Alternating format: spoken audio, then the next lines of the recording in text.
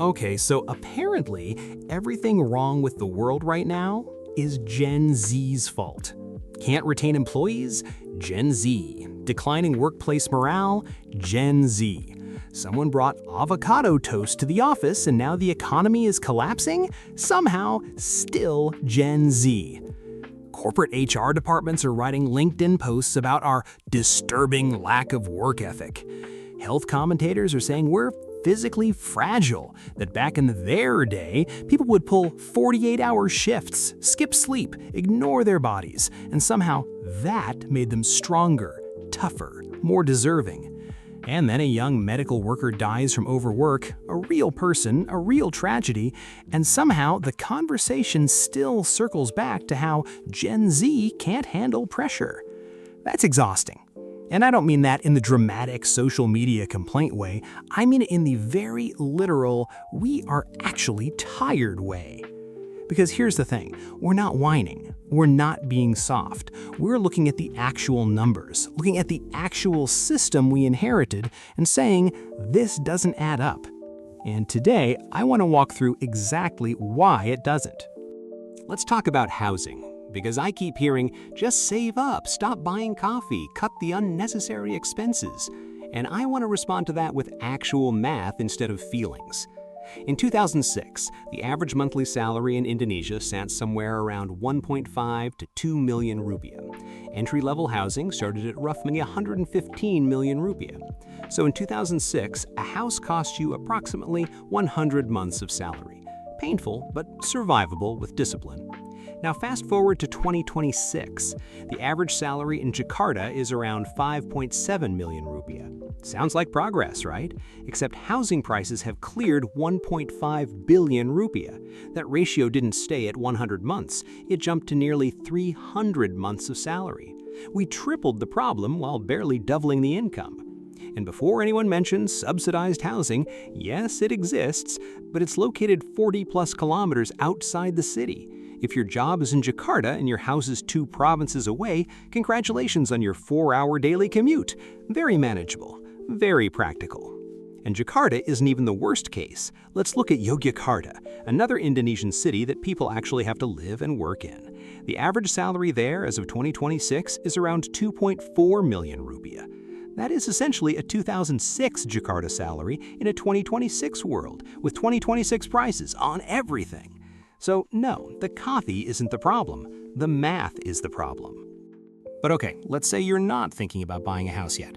Let's say you just want to exist, go on a date, eat food, have a social life like a normal human being. A single night out, dinner somewhere decent, maybe a drink, costs you at minimum 300,000 rupiah. That's roughly 6% of an average Jakarta salary for one night. One! If you're dating someone and you go out twice a week, that's around 1.2 million rupees a month on dates alone. You have now allocated 20% of your income to maintaining a romantic relationship, which, congratulations, you technically can't afford to have. Fine, cook at home, they say. Great idea. Except a kilogram of chicken now costs over 30,000 rupiah. And in the US, where people love to compare themselves, a whole chicken runs maybe $2 to $4 per kilogram. The difference is that the American making that purchase earns $5,000 to $6,000 a month.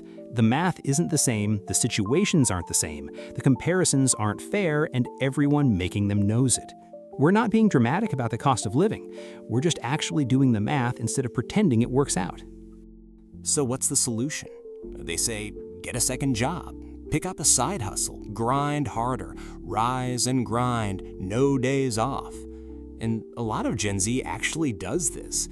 Gig economy work, freelance contracts, back-to-back shifts in industries that have figured out how to extract maximum labor while providing minimum security. Because when you can't make ends meet with one job, 2 jobs become survival, not ambition. But here's where it unravels. If you're working 2 jobs to afford a decent life, you don't have a life. You have income and exhaustion. You lose your social life. You lose your sleep. You lose the time it takes to actually maintain relationships. You become isolated not because you chose to be, but because the schedule didn't leave room for anything else. And when you're isolated, you get lonely. And when you're lonely and overworked and running on no margin, your health goes. Immune system weakens, mental health deteriorates. And we've already seen what the extreme end of that looks like with the stories of young workers dying from overwork that keep quietly appearing in the news. This isn't a cycle that rewards persistence, it's a cycle that punishes existence. And then there's loneliness, which is its own conversation. We are statistically the most connected generation in human history. We have instant access to billions of people, and somehow we are also one of the most loneliest generations ever documented.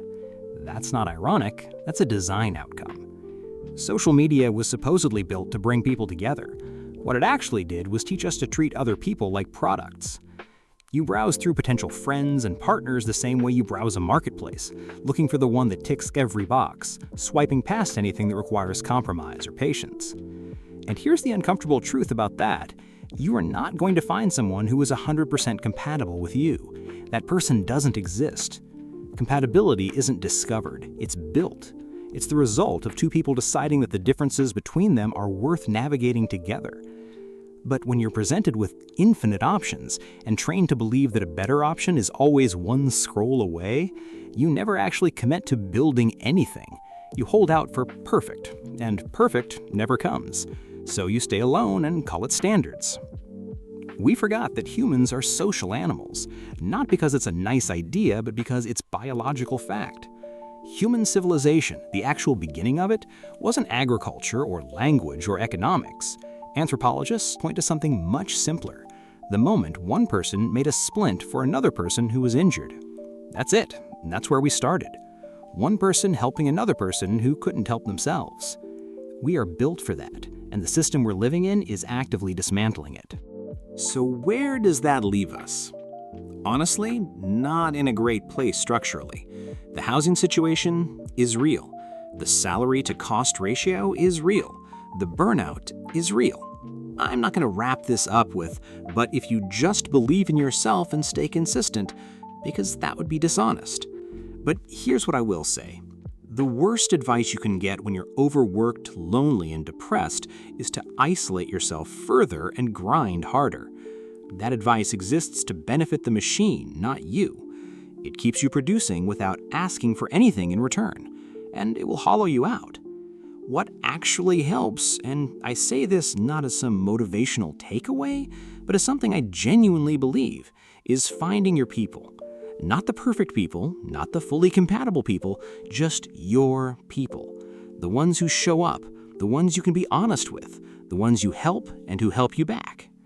There's a reason that the oldest human instinct we have isn't self-sufficiency, it's mutual aid, it's the splint, it's showing up for someone who's struggling because you know they do the same. If you're drowning in the day-to-day of being a Gen Z in this country right now, and a lot of us are, the answer isn't to raw dog it alone until you're stronger. The answer is to stop pretending you're fine. Find someone you trust and say, hey, this is hard, because it is hard. And pretending otherwise doesn't make you resilient, it just makes you alone. Put the phone down sometimes. Not always, not dramatically, just occasionally. Go outside, talk to a real person. Let yourself need people. That's the most human thing you can do. Anyway, that's where my head's been at. If any of this hit close to home, drop a comment. I genuinely want to know what your experience has been like, especially if you're navigating this stuff in Indonesia or somewhere the numbers feel just as impossible.